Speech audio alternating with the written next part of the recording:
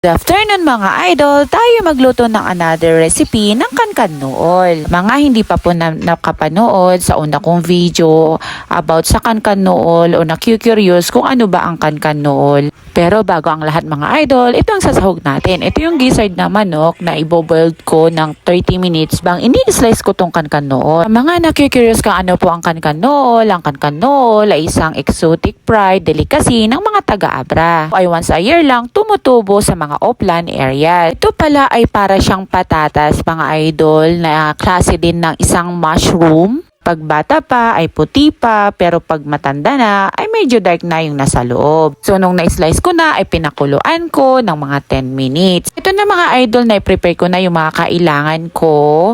So itong gizzard in-slice ko din kagaya ng slice nung ating kankan nool.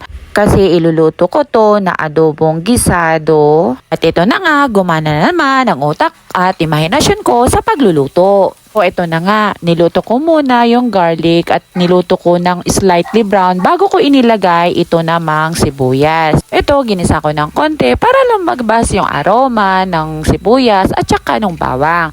At dito naman, naglagay ako ng thyme, pepper at saka seasoning. At saka ko naman ulit ginisa-gisa. Ako ulit naglagay ng soy sauce, asukal. Hinalo-halo dahil mamaya ay maglalagay ako ng suka bago ko ilagay yung kankan nool at saka nung gizzard. Iba mga idol ang tawag nila dito ay patool, yung mga ting dyan ay bulbul o.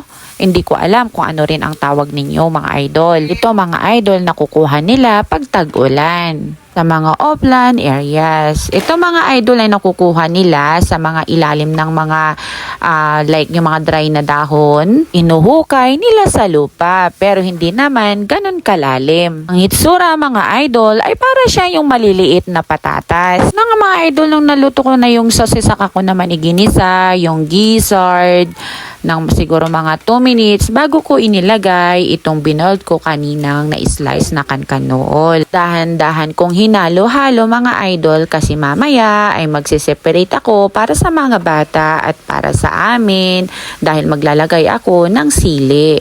Ito nung naluto na mga idol ay nag-separate na ako ng konti para sa dalawang maliliit. Itong green chili mga idol ay tira namin nung nagluto kami nung isang araw. Ito na nga mga idol ay nilagay ko na yung sili at saka ko naman hinalo-halo. Pero nakukulangan pa rin ako sa anghang kaya ako'y naglagay ng pepper dahil 2 piraso lang kanina yung red chili. So ito na mga idol, luto na ang ating special adobo ginisang kankan nool o bulbul o or patool.